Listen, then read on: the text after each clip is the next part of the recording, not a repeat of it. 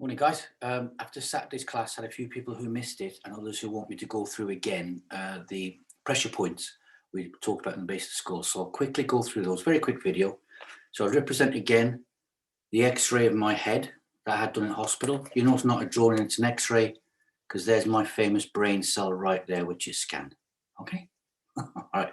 So the bit on the structure. So I've emphasised that the bony prominence is on the base of the skull. And whilst we're here talking about it, if you remember going back to the lower lumbar on the spinal column we spoke about, so we've done into the neck here, C1 to 5, the vertebrae, and the shaded bits in between, okay? The nice cushioning bits that we want to stop the neck go a little stiff and tight, okay?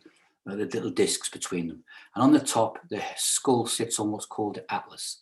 The main thing we hear is it's C5. A little medical poem is C5 keeps the brain alive. You snap the spinal cord down the back, you lose sensation and feeling from that area downwards. You snap it in C5 and life as you know it ain't no more. In fact, there's no life because that turns off everything, okay? On that one, so it comes up the space of skull, sits in here, and the shape of skull here, I've emphasized this curve here. How do you feel as you do so? That little curve there. Now, the base of the skull, and in here, the back of the brain, the part of the brain there is called your hypothalamus. And the hypothalamus is the temperature control system of the body. So summer's coming up, great, put a hat on. People say, yes, stop the sun, get the top of the head and burn the head and everything. The important part of the body to get covered up is the back here if it's extremely hot. That's what overheats the body to such a way that those of you, well, we've all been there with kids, haven't we? And they get a temperature, or we get a temperature, put the cold flannel on the forehead, which is better because if you put it on the base of the skull here, you can very quickly take, especially in a child or an elderly person, because their bodies react the same, you can take them from having a high temperature to being hypothermic. That's how quickly you can cool it down if you're not careful with the back of the head there, all right? Now, if you feel around the base of the skull and just follow down from the side, and you'll feel these little X's, they're the points that we're going to look at for our pressure points. We all get these headaches and feel that I need to relax and chill and things like that. And so these are the points here, all right? There, and this one here, we're going to do first, all right? So what you do is, place your hand like this, use the thumbs, do a hand each side, I'm holding the board, all right?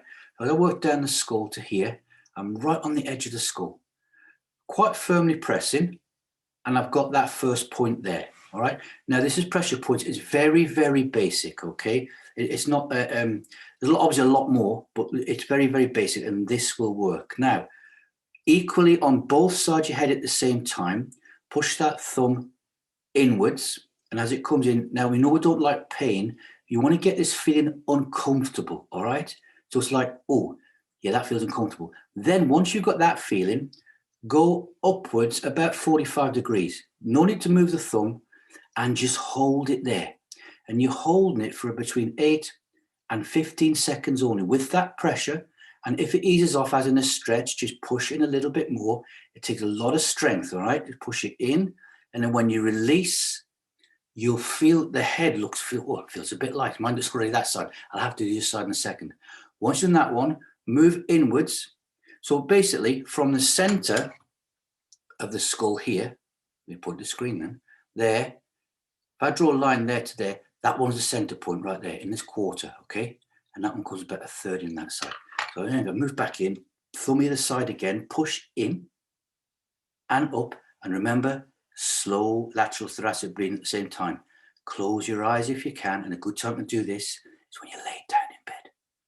And then pushing upwards at the same time. Don't wiggle the thumb, just keep it nice and still. Other hand on the other side of the head at the same time. Don't do one, do both heads, do two for the price of one. We like that, don't we? And relax it. Now, pressure points activate your nervous system. They will help increase the blood flow to and from the brain. And as you can see, the head's the heaviest part of the body, okay? Little neck holds it together. Super strong muscles either side here with blood supplies to and from the brain. So that will relax down this muscle group, increase blood flow to and from the brain, and make you feel all nice and relaxed. How often? A couple of times a day, that's enough. Can you do it one time, then repeat afterwards? No, I'd just do it 8 to 15 seconds, move over, 8 to 15 seconds, and leave it. And the reason being is when you activate the nervous system with pressure points, that can carry on working for up to 8 hours. The effect that you just done with that very basic treatment. Okay, that's what we covered on Saturday. That's the skull. I can now put away the x-ray of the back of my head. Okay, have a great day, guys. And remember, as in always, any further questions, anything I've covered, let me know. All right, have a good day. It's sunny outside. I'm going to go outside to hang the washing up.